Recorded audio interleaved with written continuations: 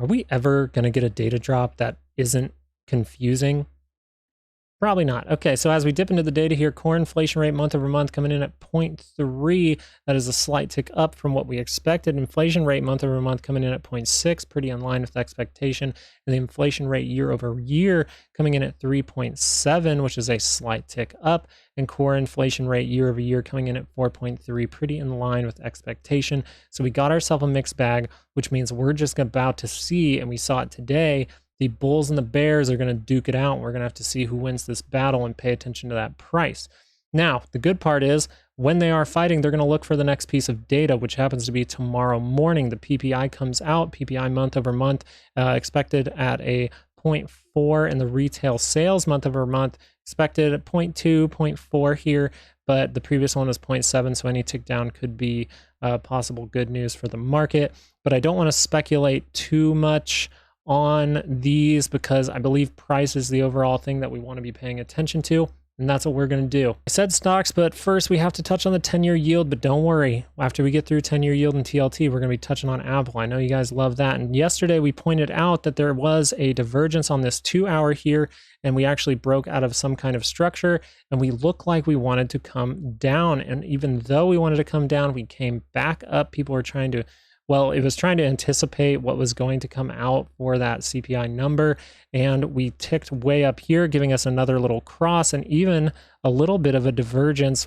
God, I'm terrible at drawing, guys, but even a little bit of a divergence here to tell us that this thing actually might go down. So if you're a bull, you want this to come down because it's good for the market, and it is starting to come down and even closing pretty low. It's got about 47 minutes left, and we are seeing a rejection of that cross on the MACD, which is pretty good news. If you're a bull, you're going to probably see this come down into this range here, right at these lows, and then we'll have to see from there. Sorry if you hear that, but the ice cream truck's rolling by.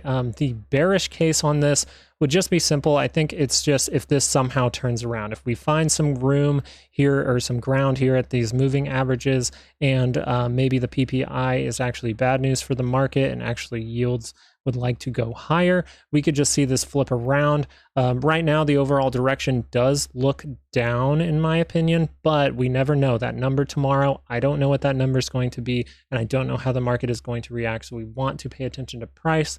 And now let's get into TLT. All right, TLT. So if you guys were subscribed, give yourself a thumbs up. Nice pat on the back because we called this stuff happening. We noticed a double bottom possibly forming down here at these lows with the divergence on the MACD, and then if we pull up the RSI, you can actually see that forming here on the RSI as well. Sorry for the bad drawings, but the only thing I would say with this is on the bullish case, you want it to break this high. If it's able to break this high and hold price above it and then maybe come and retest and launch up again, that would be the overall bullish case for this. Even as a bull, it wouldn't hurt you to come down back into this level one more time to get a little more gas and then extend to the upside. I believe the bearish case on this is if this right here crosses over on the 1 hour, because we actually see some sort of hidden divergence here. So if this does dip down and does not buy back up, that would be the bearish case actually starting to unfold. And we could even see that come down into just this area and bounce off it and possibly come a little lower. But overall, if we pull up the daily, if this starts to play out, we look like we can go all the way down to my my line down here, which is a previous support, and that would be somewhere around 88.14. Let's get into Apple. So we actually said right around here that we wanted Apple to take a double dip down into this support zone that goes way back for it to get a move higher. And we actually did get that a few days later with this high here. And we came off into that zone, bounced off it, and then we started to consolidate into some sort of wedge. If you were subscribed, give yourself a nice little pat on the back, a little thumbs up here for you. And we did start to fall out of that and form this wedge here, which we looked like in the early parts of the day we wanted to try to break out of, and we rejected off of this level up in here.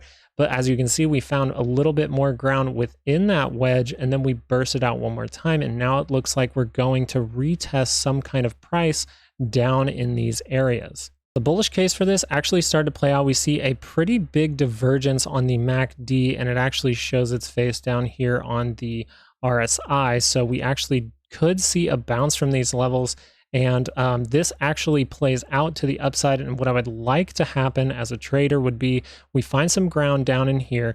I would like us to burst out of this zone, maybe hold above it, or even come down and retest somewhere in the top of it, and then we can launch possibly to higher levels. The thing you could look at for the bullish case is you can just look at what happened here. We kind of bursted out of that area.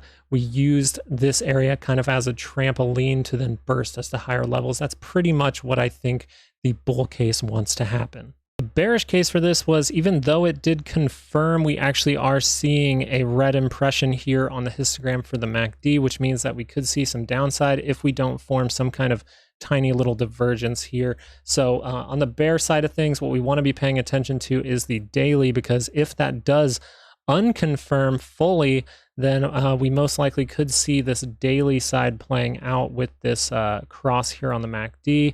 We could possibly come down into this level of about 165.79 in the near future. Tesla actually made that huge move up that we actually saw coming, and I even gave you a price target for, and we went even higher, creating a sort of channel here. Now, if we just take a look at what's happening for the bull case, we see some consolidation here, and that could just pop us higher to the upside if that news tomorrow is good, seeing that MACD roll over on a 30-minute. But overall, what I would like to see happen for the bull case is we do get some kind of pullback back into this level, maybe form some kind of triangle like this, and then we get real tight, and then we just burst out of it to the upside. I believe that's probably the best bull case in this scenario.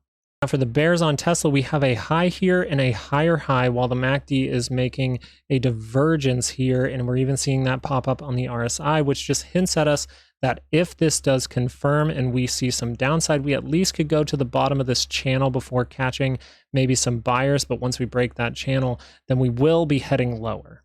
The bull case for the SPY is probably going to be something like this. You're kind of hoping that this is just some sort of consolidation at this point, and we maybe even want to see that start to coil up and get tight, and then we burst out of that to the upside, possibly finding resistance at our trend line between our two highs we got going on there, and then we maybe dip back down and then pop up into our upward resistance zone here. And we could even reach that gap fill by the end of all this, right at this level, and we even could go test that high.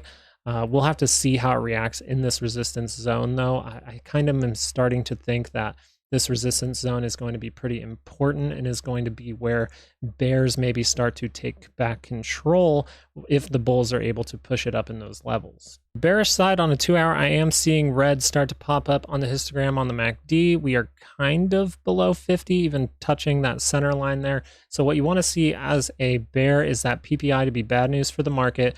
You possibly come down into our little mini trend line we got going here, get a small bounce, and then we go test where that head and shoulders starts to meet up, and we kind of have to see what price does from there.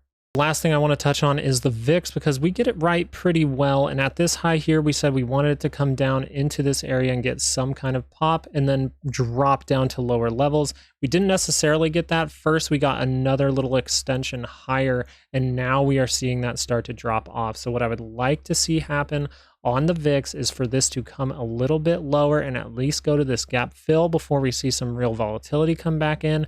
But it looks like we could see some volatility in the volatility come in, and maybe we just ride this all the way down into our next big catalyst, which I believe will be the Fed rate decision and forward guidance on the 20th of September.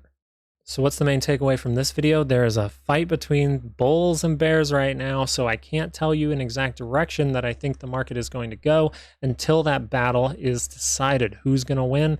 I don't know, but we at least might get some kind of answer tomorrow with that PPI and retail sales coming out. So let's pay attention to those numbers. And like always, trade like water so we can move around those rocks. The PPI and the retail sales, that's just the next rock. Thank you guys for making it to the end of the video. I hope you guys have a great night and a great trading day tomorrow, okay? Peace.